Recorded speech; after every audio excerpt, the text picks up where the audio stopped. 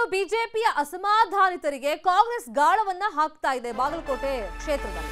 ಅತೃಪ್ತರಿಗೆ ಸಚಿವ ಶಿವಾನಂದ ಪಾಟೀಲ್ ಗಾಳವನ್ನ ಹಾಕ್ತಾ ಇದ್ದಾರೆ. ಈಗ ತಾನೇ ಹೇಳ್ತಾ ಇದ್ವಲ್ಲ, ಎಂ.ಕೆ. ಪಟ್ಟಣಶೆಟ್ಟಿ ಅವರು ಈ ಗದ್ದಿಗೌಡರಿಗೆ ಸಪೋರ್ಟ್ ಮಾಡ್ತಾ ಇಲ್ಲ, ಕಾರಣ ಕಳೆದ ವಿಧಾನಸಭೆ ಚುನಾವಣೆಯಲ್ಲಿ ಟಿಕೆಟ್ ಮಿಸ್ ಮಾಡಿದ್ದೆ ಅವರು ಅನ್ನೋ ಆರೋಪವನ್ನ ಮಾಡಿ ಸೈಲೆಂಟ್ ಆಗ್ಬಿಟ್ಟಿದ್ದಾರೆ. ಹಾಗಾಗಿ ಎಂ.ಕೆ. ಪಟ್ಟಣಶೆಟ್ಟಿ ಸಂಪರ್ಕದಲ್ಲಿ ಸಚಿವರಿದ್ದಾರೆ. ಹೆಂಗಾದ್ರೂ ಮಾಡಿ ಅವರನ್ನ ಕಾಂಗ್ರೆಸ್ ಪಕ್ಷಕ್ಕೆ ಸೆಳಿಬೇಕು, ತಮ್ಮ ಮಗಳ ಗೆಲುವಿಗೋಸ್ಕರನೇ ಈ ಬಿಜೆಪಿ ಆಪರೇಷನ್ಗೆ ಮುಂದಾಗಿದ್ದಾರೆ ಶಿವಾನಂದ ಪಾಟೀಲ್ ಅಂತ ಚರ್ಚೆಗಳು ನಡೀತಾ ಇದೆ.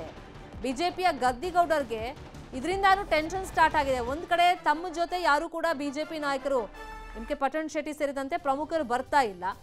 ಇನ್ನೊಂದ್ ಕಡೆ ಈ ಅಸಮಾಧಾನ ಯಾರೆಲ್ಲಗೊಂಡಿದ್ದಾರೆ ಬಿಜೆಪಿ ಪಕ್ಷದಲ್ಲಿ ಅವರನ್ನು ಸೆಳೆಯುವಂತ ಪ್ರಯತ್ನವನ್ನ ಶಿವಾನಂದ ಪಾಟೀಲ್ ಮಾಡ್ತಾ ಇದ್ದಾರೆ.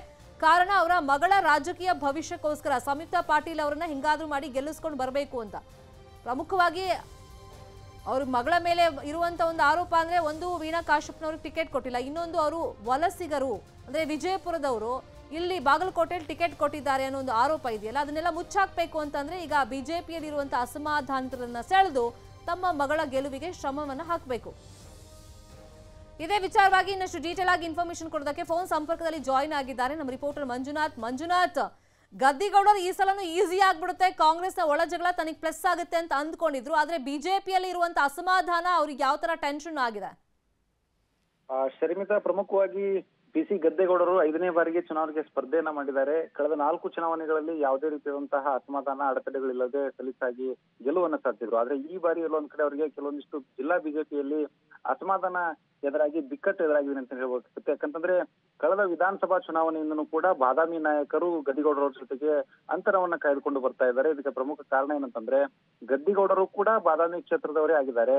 ಇಲ್ಲಿ ಬಾದಾಮಿ ವಿಧಾನಸಭಾ ಕ್ಷೇತ್ರದ ಟಿಕೆಟ್ ವಿಚಾರಕ್ಕೆ ಸಂಬಂಧಪಟ್ಟಂತೆ ಅವರು ತಮ್ಮ ಸ್ವ ಸಮುದಾಯದ ಮತ್ತು ತಮ್ಮ ಶಿಷ್ಯ ಆಗಿರುವಂತಹ ಎಸ್.ಟಿ. ಪಾಟೀಲ್ ಅವರಿಗೆ ಟಿಕೆಟ್ ಅನ್ನು ಕೊಡಿಸುವ ಮೂಲಕ ಎಂ.ಕೆ. ಪಟ್ಟಣಶೆಟ್ಟಿ ಮತ್ತು ಮಹಾಂತೇಶ್ ಮಮಲಾಪುರ ಅವರಿಗೆ ಅನ್ಯಾಯವನ್ನ ಮಾಡಿದ್ದಾರೆ ಅನ್ನುವಂತಹ ಆರೋಪದ ಹಿನ್ನೆಲೆಯಲ್ಲಿ ಆಗಿನಿಂದನೂ ಕೂಡ ಎಂ.ಕೆ. ಪಟ್ಟಣಶೆಟ್ಟಿ ಮತ್ತು ಮಹಾಂತೇಶ್ ಮಮಲಾಪುರ ಮತ್ತು ಕುಮಾರ್ ಜನಲಿ ಅವರು ಗದ್ದಿಗೌಡರ ಜೊತೆಗೆ ಅಂತರವನ್ನ ಕಾಯ್ದುಕೊಂಡು ಬರ್ತಾ ಇದ್ರು. ಅಲ್ಲಿಂದ ಇಲ್ಲಿವರೆಗೂ ಕೂಡ ಯಾವುದೇ ರೀತಿಯಾದಂತಹ ಸಕ್ರಿಯವಾಗಿ ಗುರುತಿಸಿಕೊಂಡಿರ್ಲಿಲ್ಲ.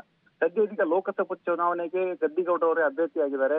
ಈಗ ಏನು ಗದ್ದಿಗೌಡರ ವಿರುದ್ಧ ಇದ್ದಂತಹ ಅಸಮಾಧಾನ ಮತ್ತಷ್ಟು ಭುಗಿಲೆದ್ದಿದೆ ಅಂತಾನೆ ಹೇಳ್ಬೇಕಾಗುತ್ತೆ. ಯಾಕಂತಂದ್ರೆ ಈಗ ಇಲ್ಲಿವರೆಗೂ ಕೂಡ ಪಟ್ಟಣಶೆಟ್ಟಿ ಅವರಾಗಿರ್ಬೋದು, ಕುಮಾರ್ ಜನಾಲಿ ಅವರಾಗಿರ್ಬೋದು, ಮಹಾಂತೇಶ್ ಮಮದಾಪುರ ಆಗಿರ್ಬೋದು ಪ್ರಚಾರ ಕಾರ್ಯದಲ್ಲಿ ತೊಡಗಿಸ್ಕೊಂಡಿಲ್ಲ, ಗುರುತಿಸ್ಕೊಂಡಿಲ್ಲ. ನಿನ್ನೆಯಷ್ಟೇ ತಮ್ಮ ಬೆಂಬಲಿಗರ ಸಭೆಯನ್ನ ಕರೆದಿದ್ರು, ಅಲ್ಲಿ ಅಭಿಪ್ರಾಯವನ್ನ ಸಂಗ್ರಹ ಮಾಡುವಂತಹ ಪ್ರಯತ್ನವನ್ನ ಮಾಡಿದ್ರು. ಆದ್ರೆ ಈ ಒಂದು ಸಭೆ ಆದ ಬಳಿಕ ಇದುವರೆಗೆ ನಾವು ಪ್ರಚಾರಕ್ಕೆ ಹೋಗ್ತೀವಿ, ಗದ್ದಿಗೌಡರನ್ನ ಬೆಂಬಲಿಸ್ತೀವಿ ಅಥವಾ ತಟಸ್ಥಾಗಿ ಉಳಿತೀವಿ ಅಥವಾ ಮತ್ತೇನಾದ್ರೂ ಬೇರೆ ನಿಲುವನ್ನ ತೆಗೆದುಕೊಳ್ತೀವಿ ಅನ್ನುವಂಥದ್ದ ಯಾವುದೇ ರೀತಿಯಾದಂತಹ ನಿರ್ಧಾರವನ್ನ ಪ್ರಕಟಣೆ ಇದುವರೆಗೂ ಕೂಡ ಮಾಡಿಲ್ಲ. ಇದು ಸಿ ಗದ್ದಿಗೌಡ ಅವರಿಗೆ ಎಲ್ಲೋ ಒಂದ್ ಕಡೆ ಆತಂಕವನ್ನ ಸೃಷ್ಟಿ ಮಾಡಿರುವಂತದ್ದು.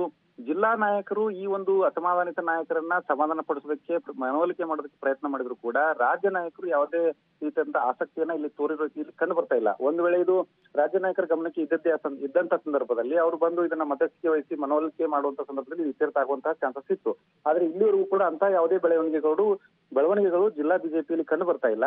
ಮತ್ತೊಂದು ಕಡೆ ಇದೀಗ ಏನು ಬಿಜೆಪಿಯಲ್ಲಿ ಇರ್ತಕ್ಕಂತಹ ಅಸಮಾಧಾನಿತರನ್ನ ಇಲ್ಲಿ ಕಾಂಗ್ರೆಸ್ನ ಅಭ್ಯರ್ಥಿಯಾಗಿರುವಂತಹ ಸಂಯುಕ್ತ ಪಾಟೀಲ್ ಅವರ ತಂದೆ ಶಿವಾನಂದ ಪಾಟೀಲ್ ಅವರು ಸಂಪರ್ಕವನ್ನ ಮಾಡಿದ್ದಾರೆ. ಈ ಬಗ್ಗೆ ಮಾಜಿ ಶಾಸಕ ಎಂ.ಕೆ. ಪಟ್ಟಣಶೆಟ್ಟಿ ಅವರು ಸ್ವತಃ ತಮ್ಮ ಆಪ್ತರ ಬಳಿ ಒಂದಿಷ್ಟು ವಿಷಯಗಳನ್ನು ಹಂಚಿಕೊಂಡಿದ್ದಾರೆ. ಆದ್ರೆ ಇನ್ನೂವರೆಗೂ ಕೂಡ ಯಾವ ನಿರ್ಧಾರವನ್ನ ಕೈಗೊಳ್ಬೇಕು ಅನ್ನುವಂತ ಹಿನ್ನೆಲೆಯಲ್ಲಿ ಯಾವುದೂ ರೀತಿಯ ಪ್ರಕಟಣೆಯನ್ನ ಮಾಡದೆ ತಟಸ್ಥರಾಗಿ ಉಳಿದಿರುವಂತದ್ದು ಬಿಜೆಪಿ ಕೆಲವೊಂದು ಟೆನ್ಷನ್ ಅನ್ನು ತಂದೊಡ್ಡಿದೆ. ಶರ್ಮಿತಾ, ಥ್ಯಾಂಕ್ ಯು ಮಂಜುನಾಥ್, ತಮ್ಮೆಲ್ಲ ಇನ್ಫಾರ್ಮೇಶನ್ಗೆ.